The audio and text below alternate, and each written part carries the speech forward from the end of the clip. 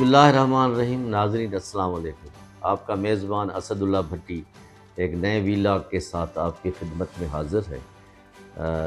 میری سب سے پہلے یہی آپ سے گزارش ہوتی ہے کہ میرے چینل کو، میڈیا فوکس چینل کو سبسکرائب کریں، ویلاگ پسند آئے تو لائک کریں اور شیئر کریں۔ ناظرین، یہ تقریباً 2 ہفتے کے گیپ کے بعد آپ کے ساتھ حاضر ہوا ہوں۔ بیچ میں طبیعت خراب ہو گئی تھی، اللہ پاک نے رحم کیا، اینجیوپلاسٹی ہو گئی تھی اور اللہ پاک نے شفا دے دی۔ آپ دوستوں سے بھی گزارش ہے کہ دعا کے لیے درخواست بھی ہے آپ لوگوں سے۔ ناظرین، جیسے ہی نواز شریف حکومت آئی ہے، نواز شریف حکومت سے کہنے کا مطلب ہے کہ پاکستان مسلم لیگ نون کی، تو وہ جس طرح عام آبزرور اور جو ہمارے غیر جانبدار صحافی پروڈکشن کر رہے تھے، وہ پیشن گویاں کر رہے تھے، واقعی وہ اسی طرح یہ حکومت جا رہی ہے، چل رہی ہے، بہت ہی ویک نمونے سے چل رہی ہے اور کوئی بھی ڈیسیشن پاور ان میں نہیں ہے۔ فی الحال جو دیکھا جا رہا ہے بظاہر، کوئی بھی فیصلہ کرتے ہیں تو پھر اس کو اگر کسی دوسری پارٹی کی طرف سے، الائنس کی طرف سے کوئی پریشر آ جاتا ہے تو اس کو وہ ختم کر دیتے ہیں، وتھڈرا کر دیتے ہیں، ان کو شرمندگی ہوتی ہے، جس کا ایک تازہ مثال عرصہ کے چیئرمین کا تھا۔ پیپلز پارٹی کو اس پہ اعتراض تھا تو انہوں نے ان سے کوئی کنسرن بھی ایک دوسرے سے نہیں کیا تھا، تو پھر جب پیپلز پارٹی نے اعتراض کیا تو وہ فیصلہ ہی الگ ہو گیا۔ ناظرین، رمضان شریف کا مہینہ ہے، اس مہینے میں جتنی قسم کی مہنگائی ہو گئی ہے اور لوگ حیران ہیں، پریشان ہیں، یہ بھی ایک قسم کا نئی حکومت کے لیے دھچکا ہے۔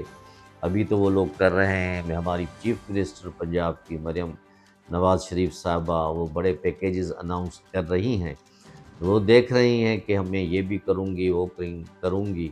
ہو سکتا ہے کہ اس کا جذبہ سچا ہو، وہ اپنے سنسیئرلی کام کرنا چاہتی ہوں، لیکن یہ جو آئی ایم ایف گزشتہ 1 ہفتے سے ہمارے ملک میں ڈیرے ڈال کے بیٹھا ہوا ہے اور جس قسم کے وہ ہم سے شرائط بنوا رہا ہے اور جس قسم کی وہ باتیں کر رہا ہے، تو مجھے نہیں لگتا کہ یہ عید کے بعد کوئی اس قسم کے ریلیف پاکستان عوام کو ملے گی یا پنجاب کے عوام کو ملے گی جو مریم نواز شریف اپنے وعدے پورے کر سکے۔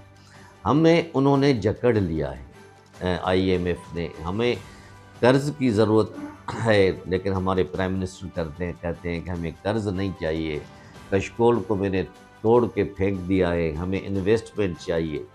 تو ناظرین، انویسٹمنٹ تب آئے گی جب ہمارے ملک میں اسٹیبلٹی ہوگی، پولیٹیکل اسٹیبلٹی ہوگی، اکنامک اسٹیبلٹی ہوگی، اس کے ساتھ ساتھ لوگوں نے سکون کا سانس لیا ہوگا، لوگوں کو روزگار کے مواقع ملے ہوں گے، روزگار کے ساتھ ساتھ لوگوں کو امن امان کی صورتحال بھی ملے گی، تو اس کے بعد جا کے انویسٹمنٹ ہمارے ملک میں آئے گی۔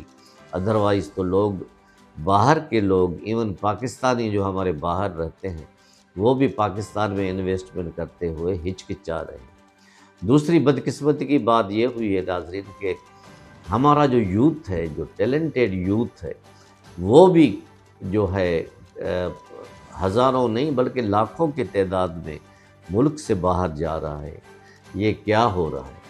یعنی جو ہمارا یوتھ، جس پہ دنیا ہمارا ملک قائم ہے، ہمارا یوتھ سب سے ٹیلنٹڈ ہے، باہر جا کے وہ ایسے ایسے کارنامے بھی انجام دیتا ہے، ان میں سے کچھ لوگ جو دنیا حیران ہوتی ہے۔ اگر ہم یہاں پہ اپنے ملک میں ان کو فیسیلیٹیٹ نہیں کر سکتے، ان کو نہیں روک سکتے، تو پھر ہماری جو باقی آدم شماری ہے اس کا تو اللہ ہی حافظ ہے۔ ناظرین، ان باتوں کو نئی حکومت کو سوچنا چاہیے۔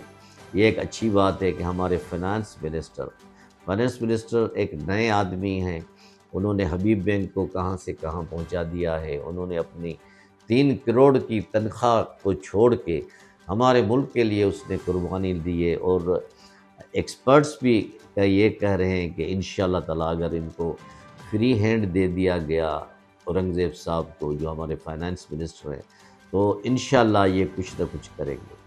لیکن ناظرین، کب کریں گے اور کیا کریں گے، اس کے لیے بھی ہمارے پاس کئی پولیٹیکل پارٹیز ہیں، ہر ایک کے اپنے اپنے انٹریسٹ ہیں۔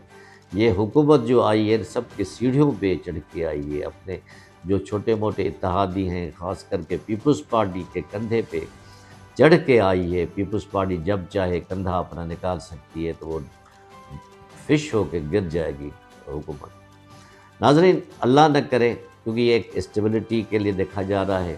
عمران خان کی پارٹی کے لیے لوگ کہتے تھے کہ ان کو کچھ نہیں ملے گا، یہ ہو جائے گا، وہ ہو جائے گا، لیکن پوری دنیا نے دیکھ لیا ہے کہ عمران خان کی پارٹی بھی بہت ہی وننگ پوزیشن میں آ چکی ہے، وہاں ان کو بھی عوام کی سپورٹ ہے۔ یہ الگ بات ہے کہ ان کے لوگوں کا یا ان عمران خان صاحب کا جو نعرہ ہے یا جس قسم کی وہ گفتگو کرتے ہیں وہ ملک کے مفاد میں نہیں ہے۔ ان کو بھی چاہیے تھوڑا اب سنبھل کے چلے، تھوڑا ملک کے لیے سوچے۔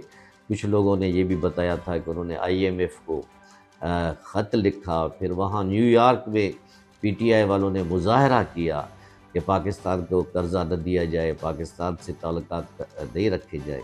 یہ کہاں کی محب وطنی ہے؟ یہ لوگ حیران ہیں، پریشان ہیں، اس طرح بھی نہیں کرنا چاہیے۔ اچھا، دوسرا یہ ہوا ہے ناظرین کہ نواز شریف صاحب کے بیٹے حسن نواز حسین نواز، وہ بھی پہلے ہی مہینے ان کی حکومت میں پاکستان آ گئے، اور انہوں نے احتساب عدالت نے جو ان پہ الزامات لگائے تھے، جو مفرور بھی قرار دیا تھا یا ان پہ پاکستان نہیں آ سکتے تھے، وہ پاکستان آئے۔ کل انہوں نے حاضری دی اس میں احتساب عدالت میں۔ احتساب عدالت نے ان کو باعزت بری بھی کر دیا، سارے کیس ختم کر دیے، اور احتساب عدالت والوں کے وکیلوں نے کہا کہ جی ہمیں تو یہ مطلوب ہی نہیں تھے۔